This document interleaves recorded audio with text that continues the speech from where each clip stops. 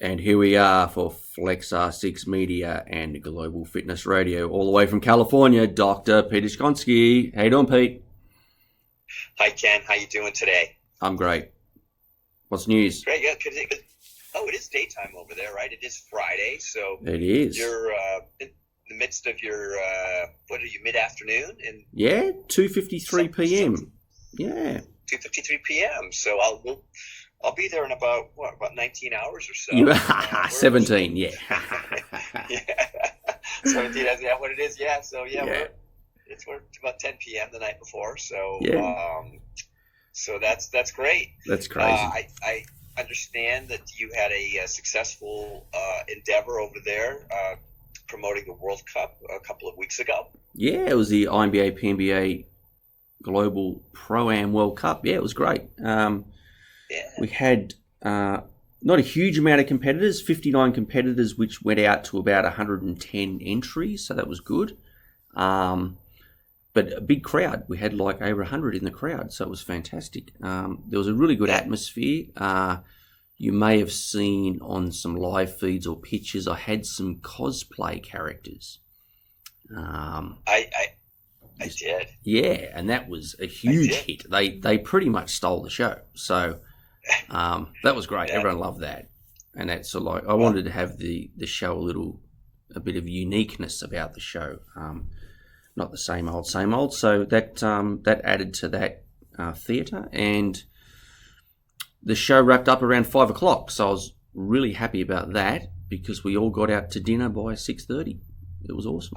Wow. Yeah. Well, great job by you. Yeah. So congratulations on that. Thank you. And I did listen also. I think you were on the P4P Yes. podcast also talking about the show as well. So I got a little bit of, some information listening to you on that as well. So good job there. Yeah, thank you. And I understand you were on there as well, maybe the week before, the week after, which I hadn't listened to yet. But right. Well, good job. And that was basically almost a redo of the podcast we did initially on water. Yes, and, that's right. And it went over very, very, very well. And I don't think that the Desiree and Kaylin were anticipating that there were so many interesting facts and a lot of information about water that is out there that, we just think of water as water. And, Yep. Anybody that's interested can go back and listen to the podcast you and I did probably about 3 weeks ago or so. And that there's lots of important factors when it comes to picking water that, you might want to drink. Yeah, exactly. And upon your advice, I've switched to exclusively filtered water this week. Oh, nice. Yeah. Nice. Well, yeah, and I have started, and I don't know if I had started yet when we did it, but the using the deuterium depletion process and depleting deuterium. I'm in my 5th week now of experimenting with trying to take some of this deuterium that is necessary for us as long as it's in the right place, and trying to eradicate it from the wrong place so that I can enhance my athletic performance in the form of energy production, recovery, and some added strength in the gym. And so far in my 5th week, I'm happy to report that I'm dialing in for the competition, Team USA. I'll be doing next week, and my strength has been at an all-time high for my body weight. Wow. My recovery is great. My energy levels are good. So far, so good. You know, but the journey continues. The first go around will be next weekend at the Team USA, and we'll be on stage, and then 2 weeks later, then you and I will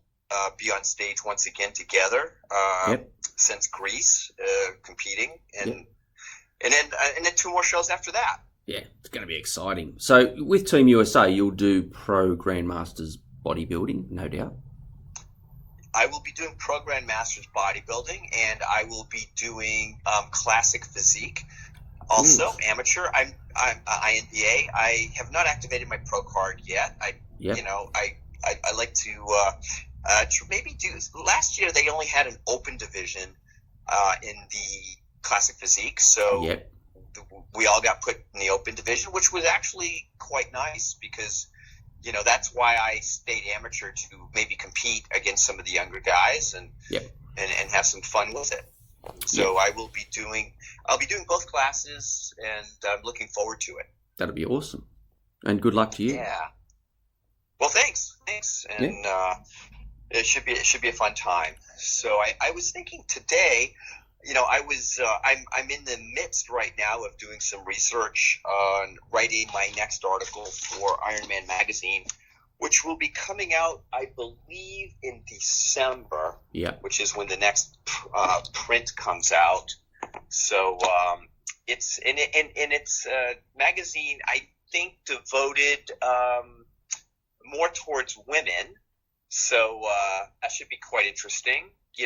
As far as the little nuances that will go into that issue. Yep. So I'm going to be contributing in the mind muscle department, and I'm gonna.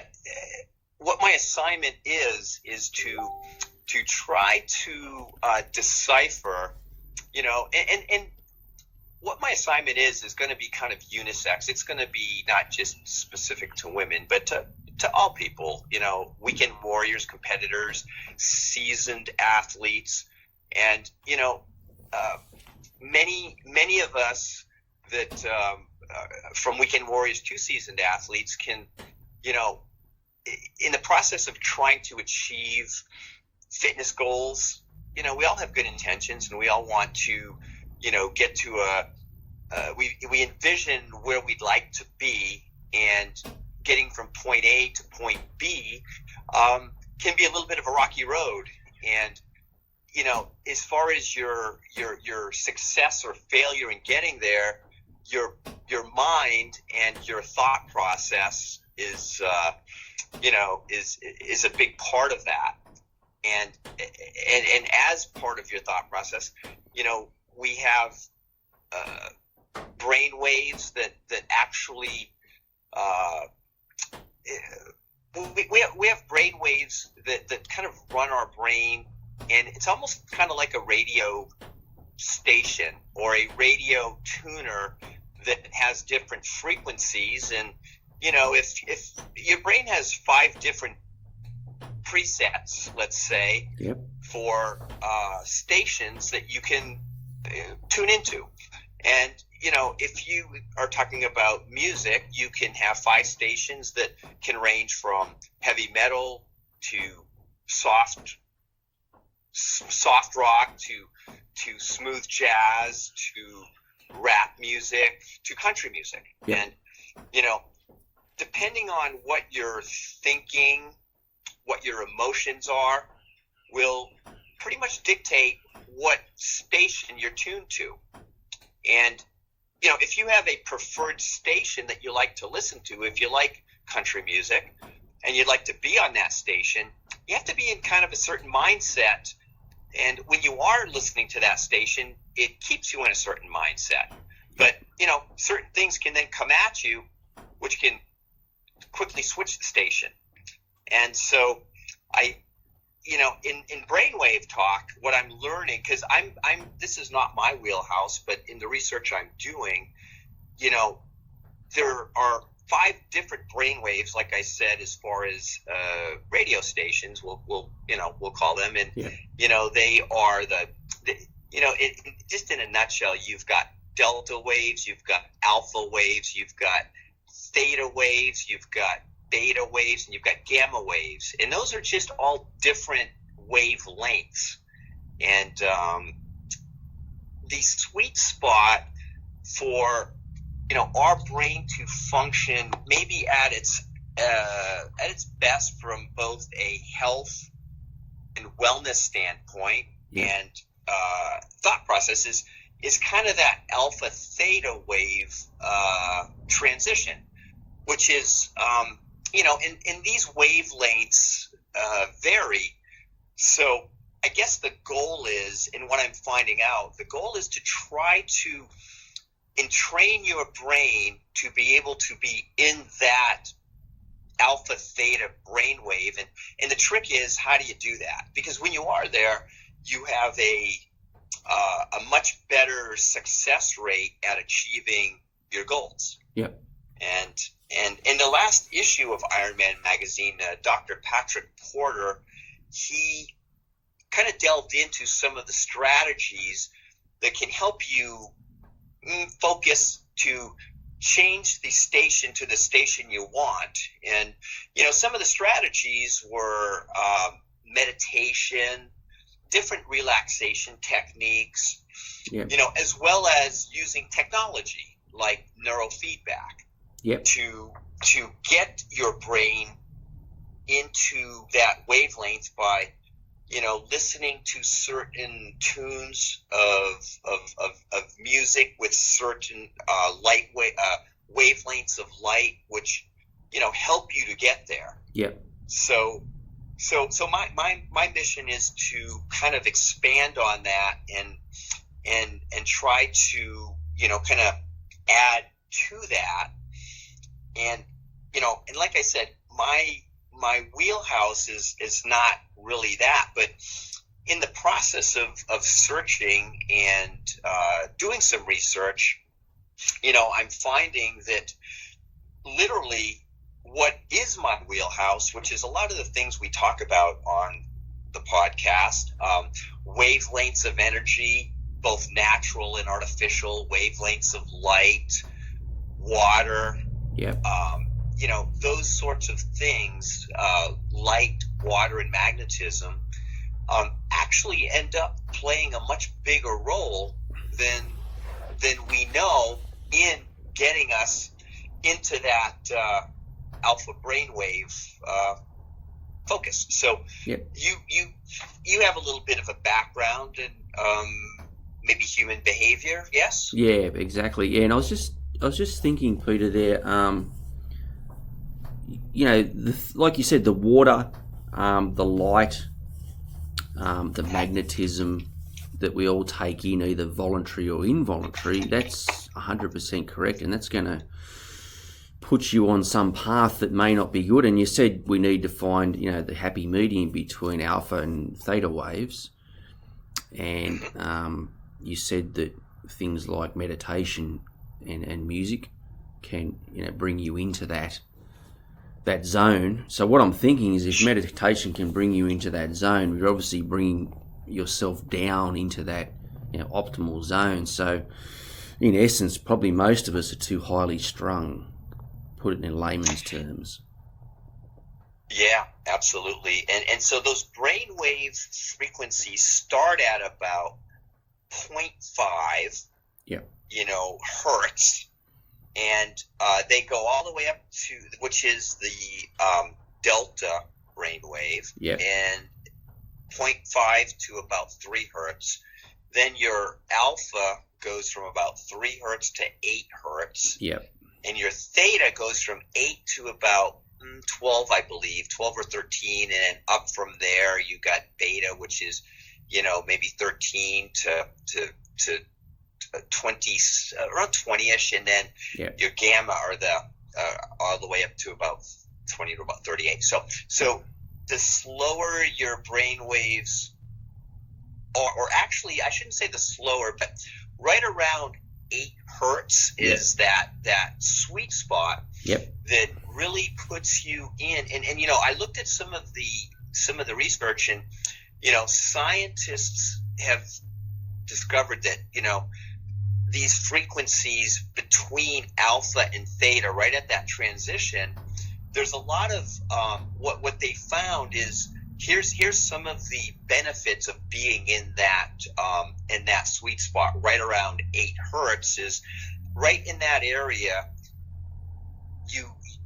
these brainwaves help you to relieve stress and promote like a lasting substantial reduction in people prone to anxiety states, like you were just saying. Yeah. So you're less prone to anxiety, and you're a little bit more stress relieving. It also, that zone facilitates like a deep physical relaxation and mental clarity. Yeah. you can recall mental images, and it helps with spontaneous imagination and creative thinking. So like if you're trying to reach a fitness goal, you can envision what you're trying to do, and and as well as reduce pain, promotes euphoria, and stimulates the release of endorphins.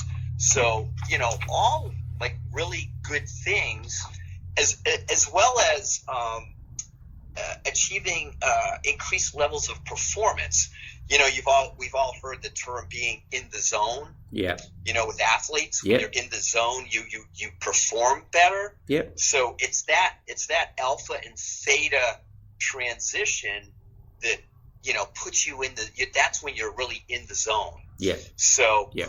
Who doesn't want to be there? Yeah. You know what I'd love to do? I'd love to go back to prehistoric man and run the brainwave scan, and I'd suggest the alpha would probably go up to 4. The gamma would go from -20 to -10, because we've created all these high level ones, haven't we? We've created gamma brainwaves. Yeah. Yeah, and that's why it's peaking around 20 plus. Right. Once again, we've created all these issues for ourselves. Right. With all and that's where the electromagnetic, because if you think about it, the wavelengths of our modern society that we've created, we're talking 8 hertz, right? Yeah. With brainwaves. Well, when we're talking about the latest technology with cell phones at 5G, 5G starts at 6 billion hertz. Ooh. And goes up to 90 billion hertz. Wow. So because that's emitting, that's got to be affecting your brain. It's not only affecting your brain, but I'll tell you what it's really, and this is what it brings me back to. So if you've got 8 billion hertz versus 8 hertz, that's 1 billion times more. I don't want to say powerful. It's 1 billion times higher than the 8 hertz that we are naturally entrained to be at. Yeah. Right. Yeah. And so I will say so let me actually expand on that. So when we are under the influence or in the presence of those very strong wavelengths entering our body and our brain, you can only imagine the stress that would place on both body and brain. Yep. And specifically what it does is, and we've spoken of our eyes, our skin, our subcutaneous fat, and our blood vessels having photoreceptors. Yeah. Right? Yeah. And those photoreceptors receive wavelengths of light and energy and process those. Well, we've evolved to process, no more than about 38, hertz. Yeah. Never mind 38 billion hertz. Yeah. Wow. So those are so powerful that and we've spoken of the photoreceptors being bound loosely to vitamin A, and that vitamin A is the emitter of the energy that comes into the photoreceptor, into the rest of our tissue. Yeah. But when you've got that strong of a bandwidth, then you are going to break that bond between that photoreceptor and vitamin A. And we've also spoken of when you do that, that vitamin A that's now free becomes toxic to the body or the tissues it's around. And if that's happening to your entire body, because we live in this smog of electromagnetic smog, then that's happening to us. And what kind of response does that elicit in our body? That's a fight or flight sympathetic stress response, right? Yeah. So we don't even have to be emotionally, thinking of something bad, or we are just bombarded with something that is putting us into that sympathetic fight or flight state naturally. Yeah. And so you can only imagine how that's going to keep us away from our goal of trying to be, at 8. or somewhere right around there, because we're constantly now trying to fix the problem, and so that's a massive issue. Yep. And so that's what it's brought me back around, and so that's one big reason why in our modern world we're so inundated with everything going on around us and everything attacking us from all angles with cell phones and with all of the social media, and as opposed to just answering a phone and talking to somebody occasionally, if nobody else is in the room, we're getting bombarded from all angles, which will put us in that will do a good job of keeping us away from that alpha theta sweet spot that we're trying to achieve. Yeah, it's going to put us way over, isn't it? Yeah. Yeah, and so what I've learned is, when it comes to all of this, this EEG, this measuring of brain waves, was first invented, or the equipment was first produced to do this in the late 1940s, and believe it or not, so the very first EEG to measure brain waves that was done in the late 40s, and the very first brainwave that was measured came in at 7.83 hertz, and that's why that brainwave of 7.83 is called the alpha brainwave, because alpha, the letter A in the Greek is it alphabet. Greek? No, it's not Greek. Is it Greek alphabet? It is Greek. Yeah. Greek alphabet. It is. Yeah. Okay. Sorry, Denny. I should have known that. And so that was the first brainwave. And ironically, a few years later, in 1951, a guy named Otto Schumann, he is a German scientist and educator, or was, and he figured out and discovered that the Earth actually has a natural frequency, a natural wavelength. Yep. And he measured that at somewhere between 8 to 10.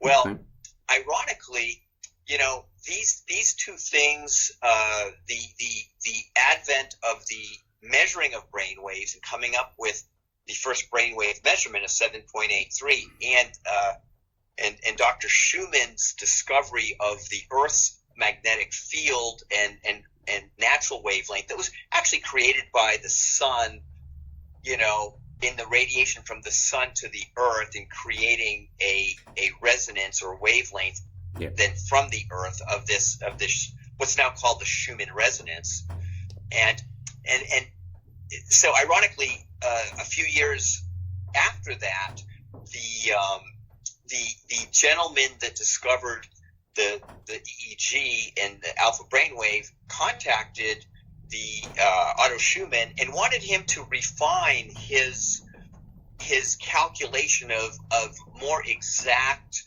number of exactly what the Earth's specific natural wavelength is. Yeah. And after lots of number crunching, they came up with a number, and ironically, the exact Schumann resonance or wavelength that the Earth puts out is 7.83 hertz.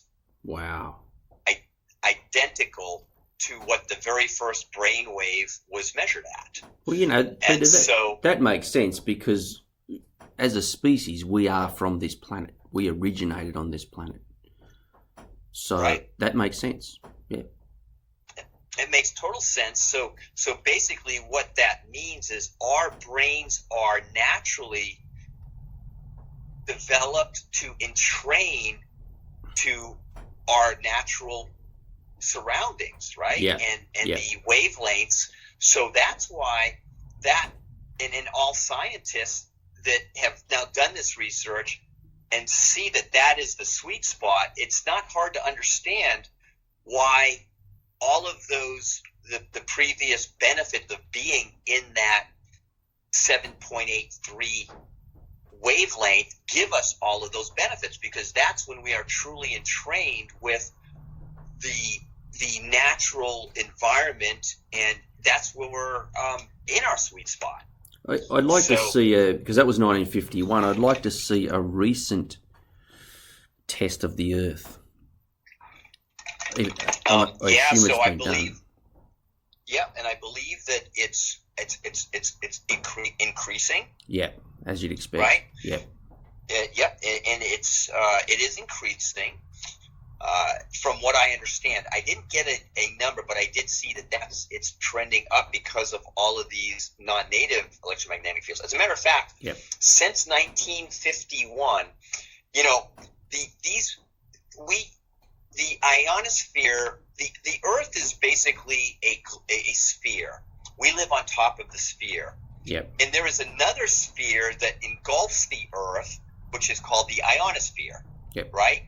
So the ionosphere is the ground of the Earth to our ceiling, which is, the bigger ionosphere that engulfs the Earth. And so within that ionosphere, whatever energy enters it, either naturally from radiation from the sun or artificially from what we produced, mankind produces, none of that energy escapes the ionosphere. So it's constantly here, bouncing back and forth from the ground to the ionosphere and back. Yeah. And what the latest measurement was that the density of the ionosphere as far as wavelengths has increased from 1951, when we first figured out what it was, until recently has increased by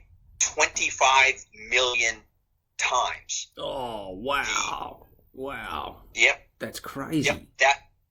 That's the number. So we basically, if you think of a fog, that fog is 25 billion times denser than when it was first figured in 1951. Yeah, wow. So it's like if you were beyond the ionosphere out in space and you pulled the lid on it, put the hose in, filled it up, and that's what's happened.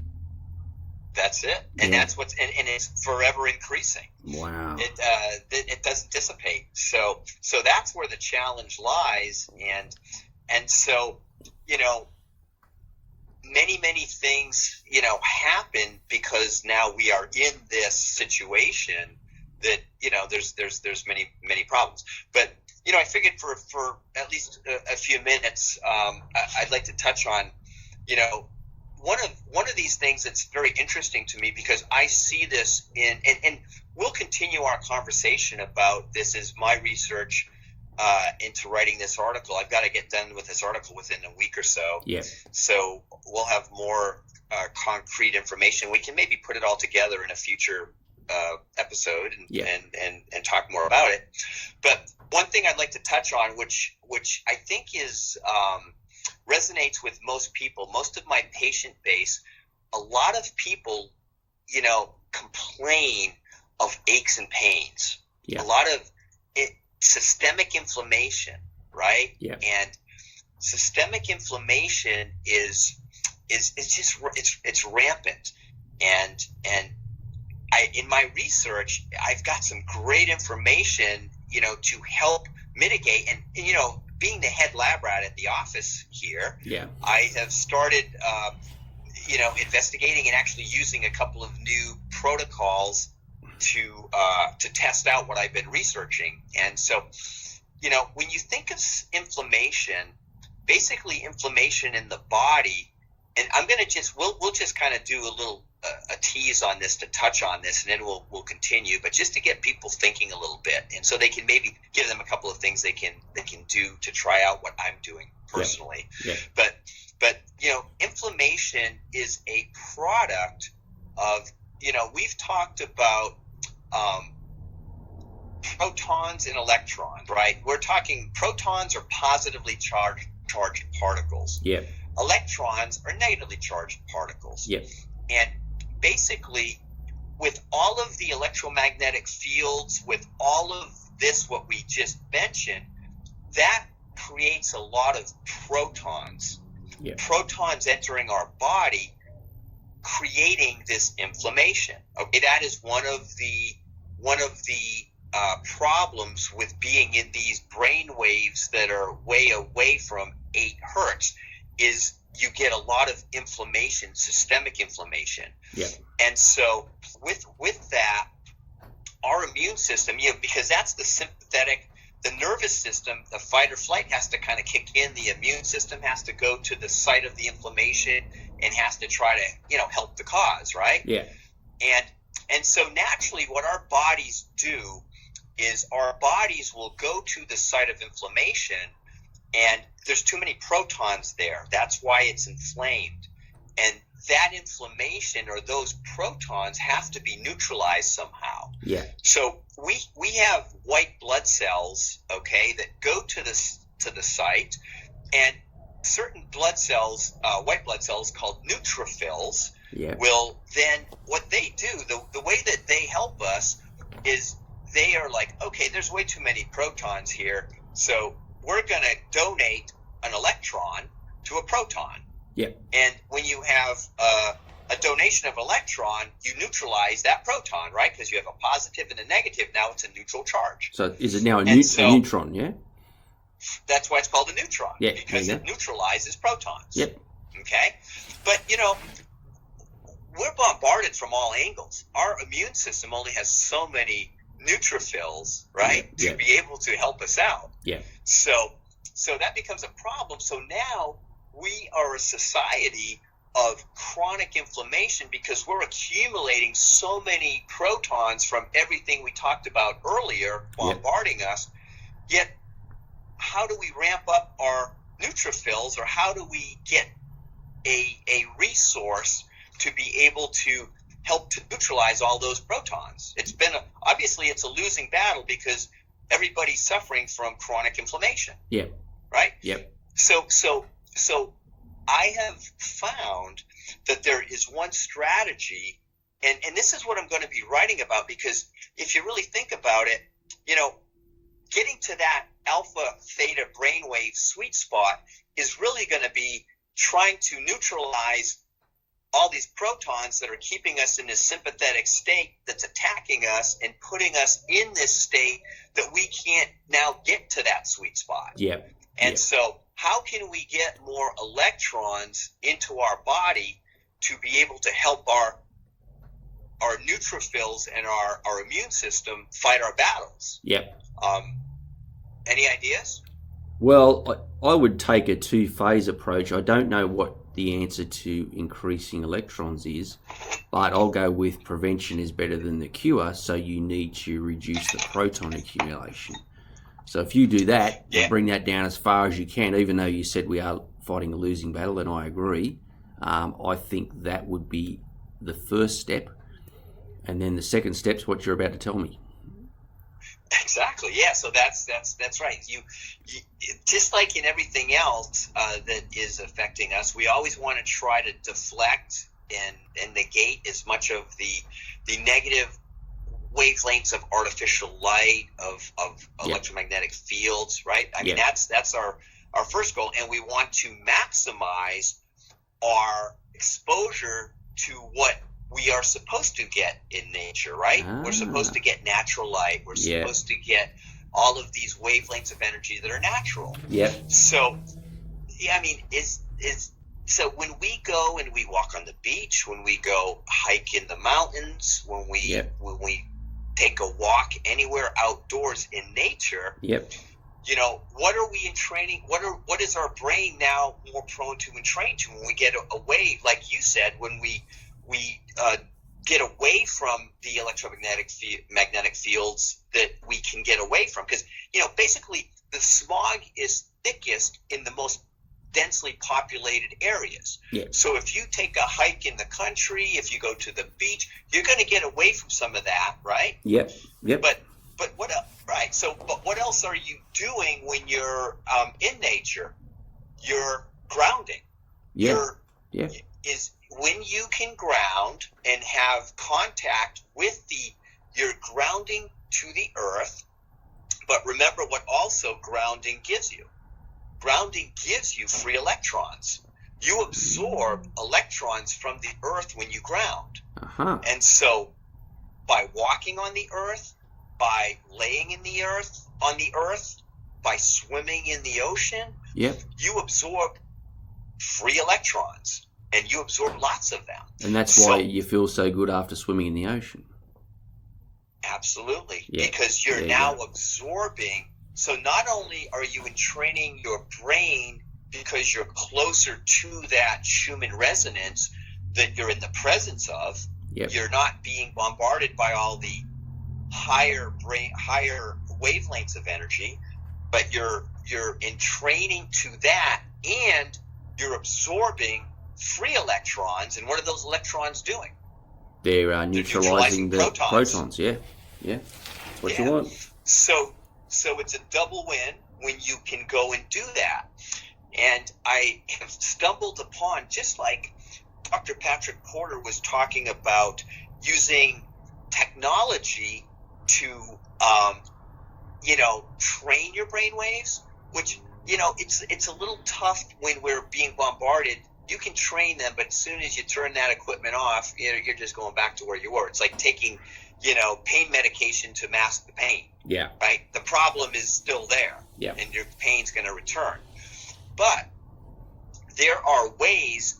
So just because man has made electromagnetic fields that are bombarding us when we are in a denser populated area, man has also made devices that can help us be in touch and actually ground while we're indoors. We can bring the grounding effect of nature inside. There is products from a couple of different companies which I've been researching, and I actually just obtained to use myself. And it's very simple. And you may have heard of grounding sheets or grounding. There's different ways to ground when you're indoors. And there's a great documentary, and I will we'll talk about this next time. Yeah. But there's a couple of companies, and there's one company. There's a gentleman named Clint Ober, and actually his company has created a number of products through a lot of research where, and if you think about it, when you're on the earth and you're absorbing electrons, it's no different than touching a live wire, except the electrons from the earth are dispersed and they're going into your biology in a manner that you can accept. Yeah. When you touch a live wire, you're getting electrons into your body too, because that's what's flowing through a wire. Yeah. Except for there's a lot more concentrated electrons, so you're going to get zapped. Yeah. It's too much too soon. Yeah. Right? Yep. But and we'll end kind of on this note. When you have how do you ground yourself to the earth? If you use metal and you put a piece of metal, like a metal stake, in the ground, that metal is going to conduct those electrons. Yep. Right? Yep. And you put a wire, copper wire, to that stake, and you wire that into your house, and you put that wire to a something that is also going to accept those electrons, some grounded material. Yep.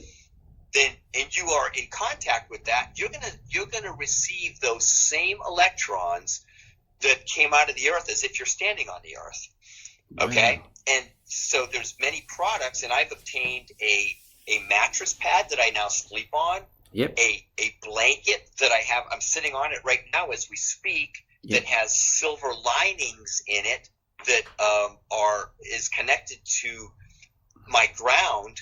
Yep. Which, every outlet in our house has a little round. I don't know if you guys do in Australia. You have the 3-prong plug where you've got the round ground that goes in also. Yeah. Or I don't know how your outlets are grounded. Because in Europe it's a little different. Yeah, we have a 3-point outlet, like a plug, and one's a positive and one's a negative and one's an earth. So a ground, yeah.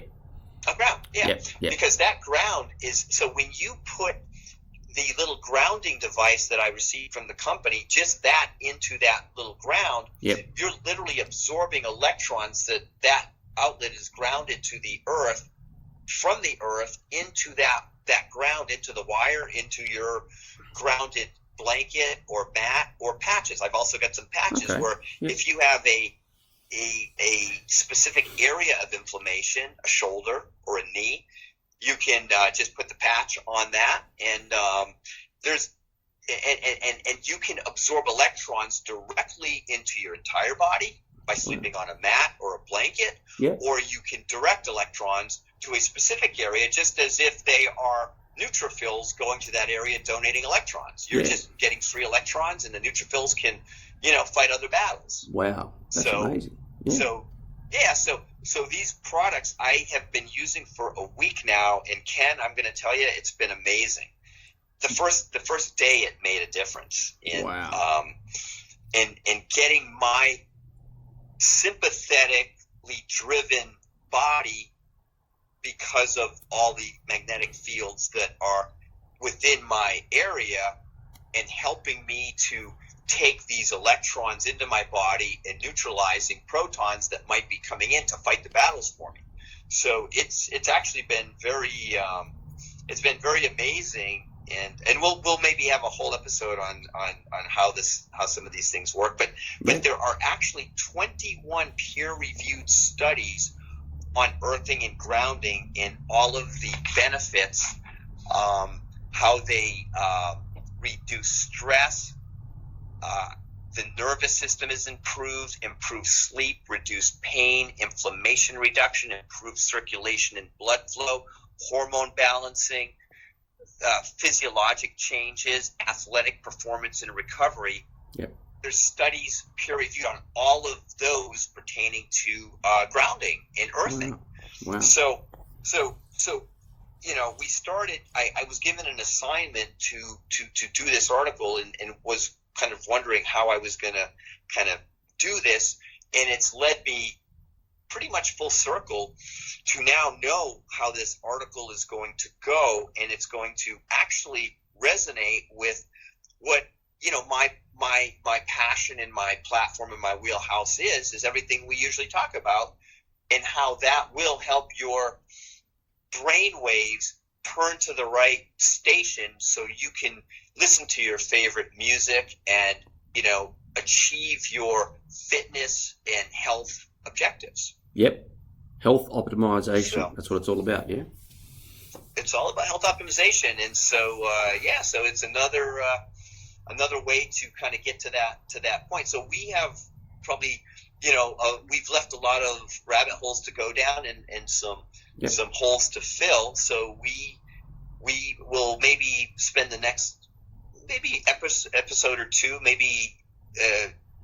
filling in some of those holes. Yeah, for sure. We'll look at earthing and all the other things we touched on this episode. But that was fantastic, Peter. Super interesting. Very in-depth. Yeah. Love it. Love that sort of stuff. And thank you so much for appearing on Global Fitness Radio once again. That's excellent. Well, I look forward to speaking with you some more, because this is it's fun stuff, Ken, and I appreciate the opportunity to actually speak with you. Yeah, and we greatly appreciate your time, because you're a busy man, and thank you for imparting your knowledge. Amazing. Sounds great, Ken. Until next time, and I will see you in 3 short weeks. You will. Standing on Muscle Beach in our underwear. I love it. We'll be part of the freak show. All right, Peter. Take care. All right. Have a great night, Ken. Okay. Take care. You too. Bye now. Thanks. Bye-bye.